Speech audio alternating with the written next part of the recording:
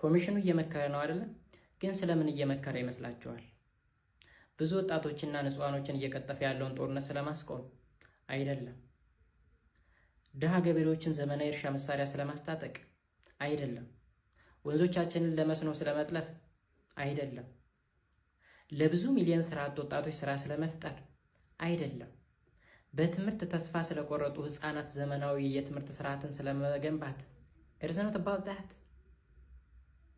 ይልቁንስ ስለምንድን ነው እየተወያዩ ያሉት? ስለ ዋና ከተማ፣ ስለ ስራ ቋንቋ፣ ስለ ድንበር፣ ስለ ካሌንደር። ይሄ ዳቦ ይሆነናል እንዴ? ይህ እንጀራ ይሆነናል እንዴ? ይህ የቤት ኪራይ ይከፍልናል እንዴ? እኛ እኮ እያልን ያለነው ራበን፣ ጠማን፣ ሰላም አጣን፣ የቤት ኪራይ የምንከፍለው አጣን ነው እያልን ያለነው እንጂ የቋንቋ ችግር አልገጠመንም። የሰንደቅ ዓላማ ችግር አልገጠመንም።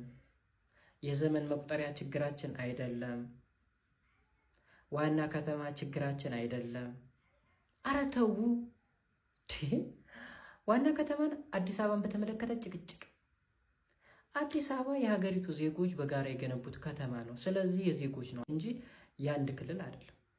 እኔ ለምሳሌ የኦሮሚያ ክልል ዋና ከተማ አዳማ እንደሆነ ነው የማውቀው ስማር ማለት ነው። እንደውም ህገ መንግስቱ ምን ይላል? የእነሱ ህገ መንግስት ማለት ነው፣ የኦሮሚያ ህገ መንግስት አንቀጽ 5 ጀምሮ አፋን ኦሮሞ የክልሉ መንግስት የስራ ቋንቋ ይሆናል፣ የሚጻፈውም በላቲን ፊደል ነው ይላል። የላቲን ማለት የእንግሊዝኛው የአውሮፓውያኖች ማለት ነው።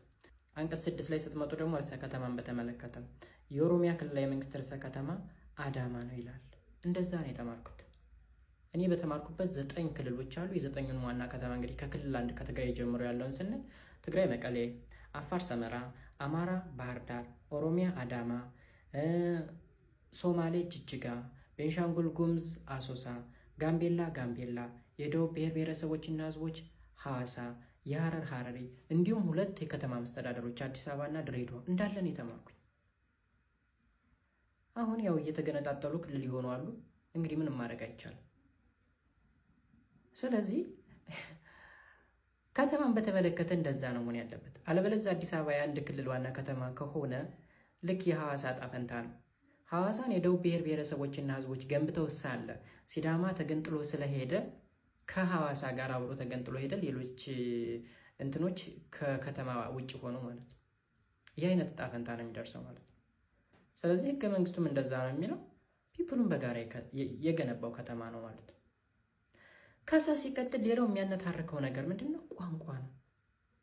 አማርኛ የፌዴራሉ የስራ ቋንቋ ነው ይላል አይደል ህገ መንግስቱ። አማርኛ መቻል አለመቻል የሚጠቅመው ራሱን ግለሰቡን ነው። አልፈልግም ካለ ተጎጂ እሱ ነው እንጂ የአማርኛ ቋንቋ ባለቤት የሆነው አማራው አይደለም። እንዴ እኔ እንግሊዘኛ ብችል ባልችል ታላቋ ብሪታንያ ጉዳዋ ነው እንዴ? አይሞቃት አይበርዳት። ስለዚህ እኔ እንግሊዘኛ ከፍዬ ሁሉ የምማረው ለራሴ ጥቅም ስል እንጂ ለብሪታንያ ብዬ አይደለም። ሰው ቋንቋ መግባቢያ ነው። በዛ እንውሰድ። ሌላው ሰንደቅ ዓላማ አረንጓዴ፣ ቢጫ፣ ቀይ መሀሉ ላይ የሆነ ኤምብለም ያለው አንፈልግም፣ ሌላ ይሆንልን። ሙሉ ቢጫ አደረጋችሁት፣ ሙሉ ቀይ አደረጋችሁት፣ ሙሉ አረንጓዴም አደረጋችሁት፣ መሀሉ ላይ ቤት ሰራችሁበትም፣ ዛፍ ተከላችሁበትም ዳቦ ይሆነናል ወይ ነው ጥያቄው። እንጀራ ይሆነናል ወይ ነው ጥያቄው። ከድህነታችን ያወጣላል ወይ ጥያቄው። ምንድን ነው እያሰባችሁ ያላችሁት? የማይጠቅም ነገር። ሌላው ካሌንደርን በተመለከተ 2018 እና ከዛ በላይ የቆጠርንበትን ዘመን ትናንት የመጡ ሰዎች ካልቀየር ነው ቀይራችሁ ምን ትጠቀሙ? የጎርጎሬሱን ነው የምንጠቀም፣ አንፈልግም እንበየው። ፊደሉን ተውሳችሁ ካሌንደሩን ተውሳችሁ ይሆናል እንዴ?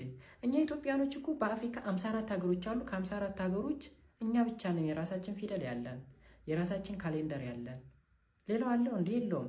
በዚህ ልንኮራ ሲገባን እንዴት ነው ሁሉን ነገር ካልተዋስን? በላቲን የምትጠቀሙ ለምሳሌ ፊደል ላይ እኔ ባየ ብዬ በአማርኛ ስጽፍ ባየ በሁለት ፊደል ጥንቅቅ። በኦሮመኛ ጻፍ ብባልስ BAAYEE 6 ሆነ፣ ትሪፕል ሆነ። አያችሁ? ከቦታ ቁጠባም ከጊዜ ቁጠባም ማረንዶ አይነፋም። የምር ለምን የራሳችን ፊደል እያለን የአውሮፓን መዋስ ነበረብን?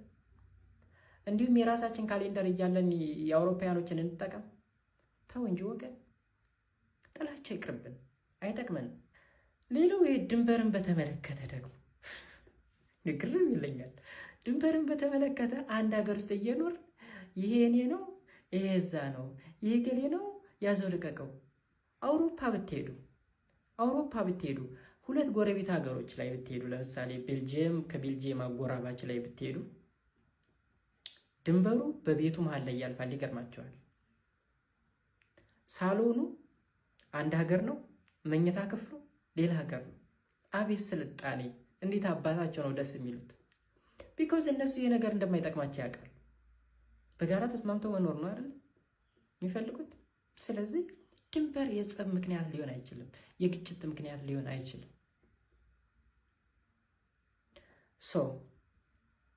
የኛ የህዝቦች ጥያቄ ምንድነው? ሰላም ነው። የኛ የህዝቦች ጥያቄ ምንድነው? ስራ ይፈጠርልን ነው። የኛ የህዝቦች ጥያቄ ምንድነው? ተንቀሳቅሰን እንስራ ነው። ገበሬው ዘመናዊ እርሻ መሳሪያ ይታጠቅልን ነው። ምክንያቱም የግብርና መር ኢኮኖሚ እየተከተልን ስለሆነ ትኩረት መሰጠት ያለበት ገበሬው ላይ እንደሆነ ስለምናምን። ከዛ ውጭ ዋና ከተማ አዲስ አበባ ነው ምናምን ነገር ዳቦ አይሆንም። እሱ የስራ ቋንቋ አማርኛ አይሆንም፣ ትግረኛ፣ ሶማለኛ ነው፣ ኦሮሚያ ነው ምናምን አይጠቅመንም። እሱ ፒፕሉ ይግባባል፣ ችግር የለውም፣ አያሳስባችሁ። ካሌንደር ምናምን የካሌንደር ችግር አለ የለም እንዴ? ኧረ ወይኔ! እና ፕሊዝ የምንጠይቀውና የማንጠይቀው ለዩልን። በአንድና በሁለት ሰዎች ፍላጎት ምክንያት 135 ሚሊዮን ፒፕል መበጥበጥ የለበትም።